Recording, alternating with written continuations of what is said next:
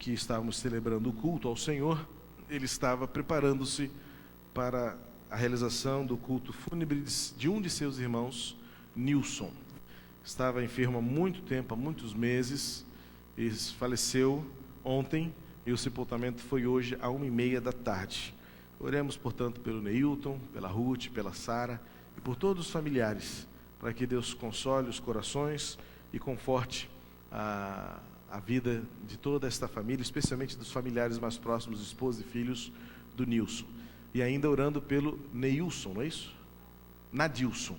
Nadilson, que continua também internado, enfermo, um quadro delicado que carece da graça de Deus para prosseguir. Convido você a abrir a sua Bíblia na Epístola a Tito.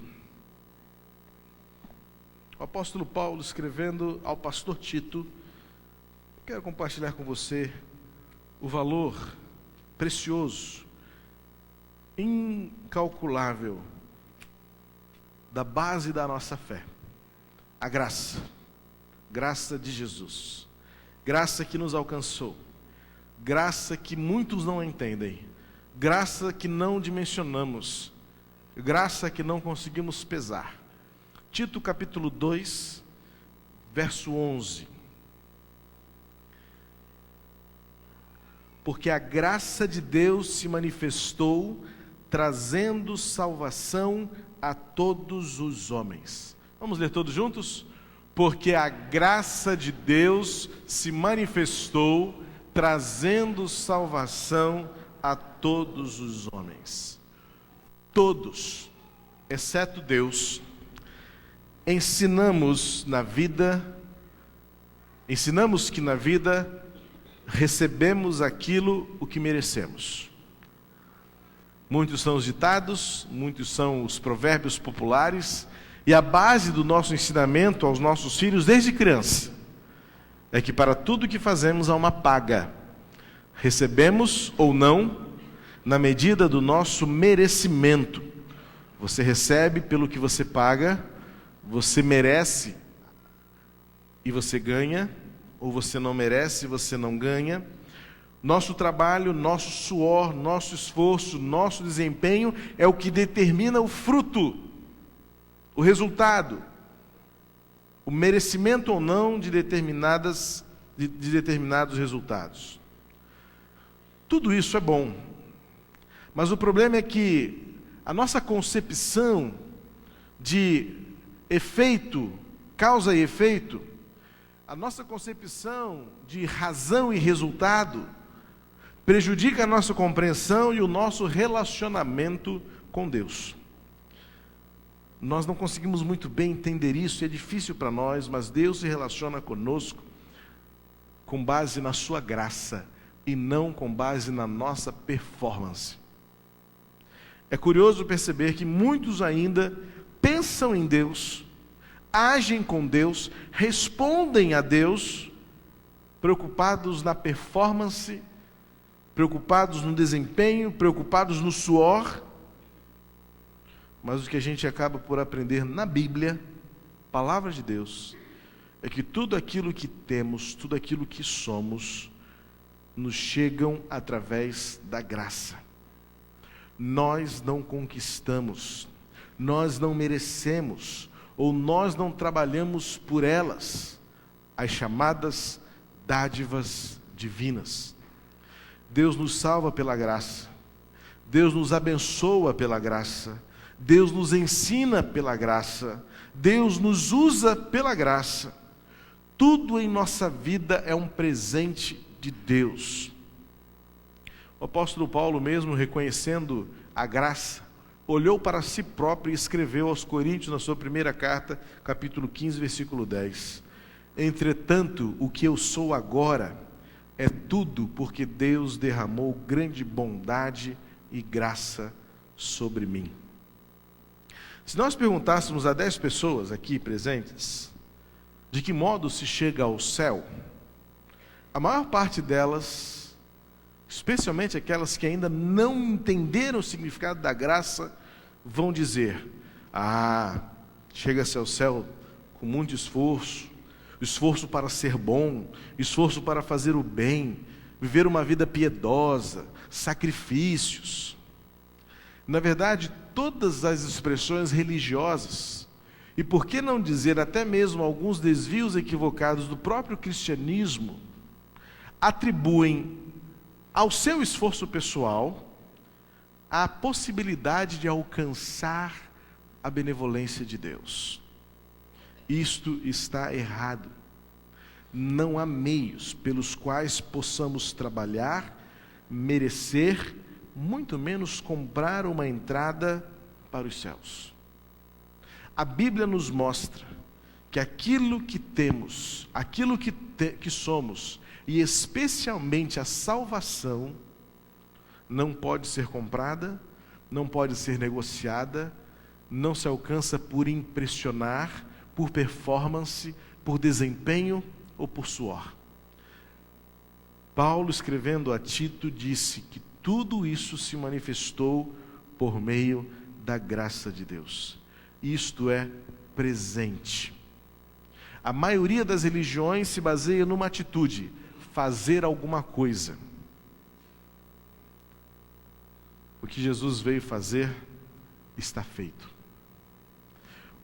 Quando nós temos esperança, quando nós olhamos para o futuro, quando nós queremos que o nosso coração se encha de alegria e esperança, não há nada que nós possamos fazer, pois tudo o que precisava já está feito. Cristo morreu na cruz há mais de 2000 anos atrás, para que nós hoje tenhamos isto como um presente de Deus. Eu estou dando, eu estou fazendo, para que a sua vida seja diferente. Mas você pensa, mas eu sou indigno, eu não mereço. Mas este é o ponto do que significa graça. Graça é aquilo que você tem e aquilo que você recebe, mesmo não merecendo. Eu ensino minha filha, eu educo minha filha, eu disciplino minha filha baseado no preceito de causa e efeito, baseado no princípio dos resultados. Faça por onde merecer, faça por onde não ser corrigida, faça por onde ganhar presentes, faça por onde tornar-se digna das minhas ações. Mas quem é pai, quem é mãe de verdade, sabem que nossos filhos não precisam fazer nada para serem amados.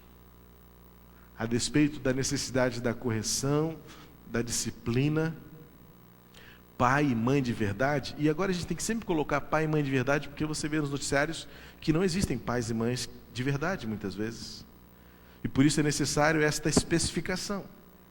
Um pai e uma mãe de verdade que um dia segurou um filho no colo e reconheceu o valor da vida, o milagre da multiplicação, da preservação, o milagre da multiplicação da vida, sabe que não há nada que nossos filhos possam fazer para torná-los imerecedores do nosso amor. Quanto mais Deus, que é perfeito em graça, perfeito em amor, perfeito em bondade. Há uma ilustração clássica e muito conhecida, mas que num contexto como esse vale a pena voltar a ela, para trazer à luz o que significa a graça de Deus. Um filho agiu muito maldosamente, desobedeceu, rebelou-se contra seu pai, fê-lo de maneira intempestiva, desobediente, rebelde, e o pai então disciplinou, combinou com o filho dizendo: você está de castigo, e colocou o filho no quarto fechado durante algum tempo e disse: você está aqui de castigo porque você agiu mal, me desobedeceu e me desrespeitou. Passado algum tempo, bem antes do previsto, anunciado pelo pai ao filho, aquele pai abriu a porta e disse: filho, você pode sair. E o filho disse: pai, mas está antes do horário que você combinou, por que você está me liberando antes do combinado? E o pai disse: é porque eu quero com esta atitude ensinar a você o que é misericórdia. Misericórdia é reduzir a pena, é dar menos do que você merece, De fato, você foi desobediente, você me desrespeitou, e eu fiquei muito triste, ofendido com isso. Mas eu estou tirando você do castigo antes da hora, para que você aprenda que isto é misericórdia. Não passaram muitos minutos, e o pai então tomou aquele filho pelos ombros e disse: filho, eu estou saindo à rua, você quer ir comigo? O filho já olhou aquilo esquisito e disse: tá bom, eu vou. Enquanto andavam pela calçada, passaram em frente a uma sorveteria, e o pai disse: filho, vamos tomar um sorvete? Aí o filho entrou em parafuso. Pai, há poucos minutos atrás você disse que estava ofendido, magoado, eu estava de castigo, já me tirou antes da hora, eu não entendi muito bem o que era aquilo, você veio com esse negócio de papo de misericórdia. E agora você me dá uma graça, um sorvete? Que história é essa? E o pai disse: filho, eu quero nessa segunda ilustração mostrar a você o que é graça. Humanamente falando, realmente você não mereceria, mas eu amo você. E a despeito do que você tenha sido, feito, desobedecido, me desrespeitado, eu quero que você nunca se esqueça de que o meu amor por você não muda. Isto é graça. E Paulo diz a Tito: a salvação foi dada a todos os homens. Esta afirmação do apóstolo Paulo nos remete a algumas verdades acerca da graça. Primeiro, como disse, ela é um presente de Deus para nós.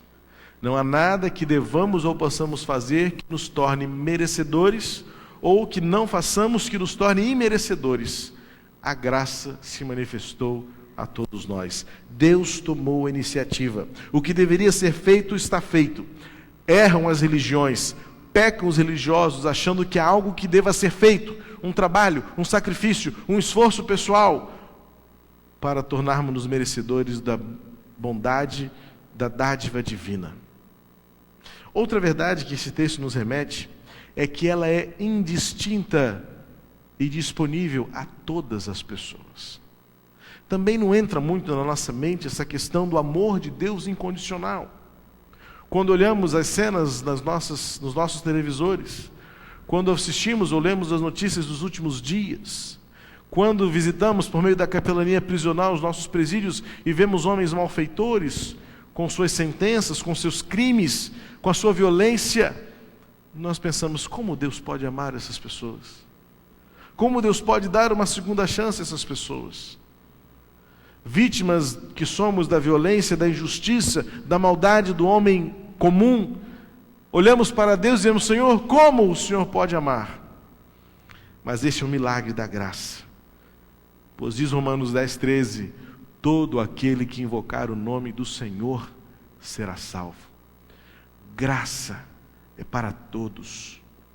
Costumo dizer que diante da cruz de Cristo, o piso está absolutamente nivelado, não há degraus. Diante de Deus não importam títulos, diante de Deus não importam currículos, diante de Deus não importam históricos pessoais, heranças familiares, nomes, não. A graça de Deus se manifestou a todos e tornou a todos homens comuns, iguais, semelhantes.